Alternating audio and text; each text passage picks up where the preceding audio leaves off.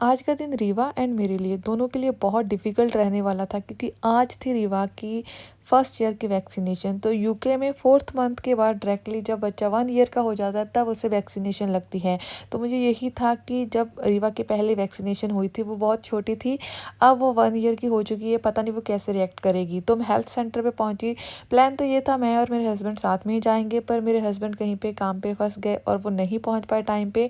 तो मैं ही यहाँ पे गई हेल्थ सेंटर में। हमारे घर से 5 मिनट का वॉकिंग डिस्टेंस है, तो मैं वॉक करके ही गई।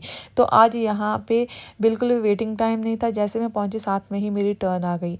तो आज रीवा को 4 इंजेक्शन लगे, दोनों ही लेग्स पे 2-2 इंजेक्शन लगाए गए। लास्ट टाइम काफ़ी लोगों ने पूछा था कि बच्चा कितना रोता है, क्या ये जो वैक्सीनेशन है पेनलेस होती है कि इससे पेन होती है? तो ऑब्वियसली जब इंजेक्शन लगता है तब तो बच्चे को पेन होती ही है।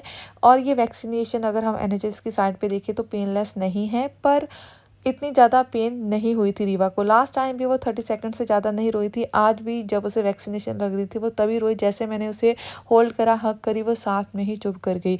और मैंने इनसे कंफर्म भी करा कि क्या मुझे आइसिंग वगैरह करनी चाहिए इंजेक्शन वाली जगह पे, तो नर्स ने बोला नहीं, आपको किसी भी तरह की आइसिंग करने की ज़रूरत बिल्कुल भी नहीं है। अगर कोई सिम्टम्स आते हैं कोई साइड इफ़ेक्ट के, देन अगेन आप अपॉइंटमेंट बुक कर सकते हैं। तो जैसे रीवा बाहर आई, वो कुछ देर के लिए प्रैम में बैठने के लिए रेडी बिल्कुल भी नहीं थी।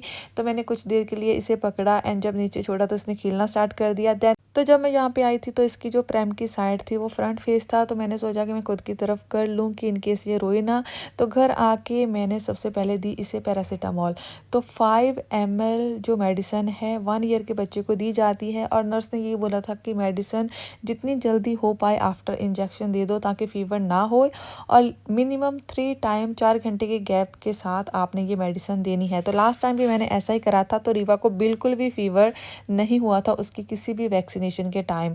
तो इवनिंग तक रीवा बिल्कुल एक्टिव थी, उसने काफ़ी प्ले करा, उसने अपने डैडा के साथ भी प्ले करा, उसने डिनर भी बहुत अच्छे से करा। तो जो उसकी नॉर्मल रूटीन है वही हमने फॉलो करी, कोई भी चेंजेस नहीं आए अभी के लिए।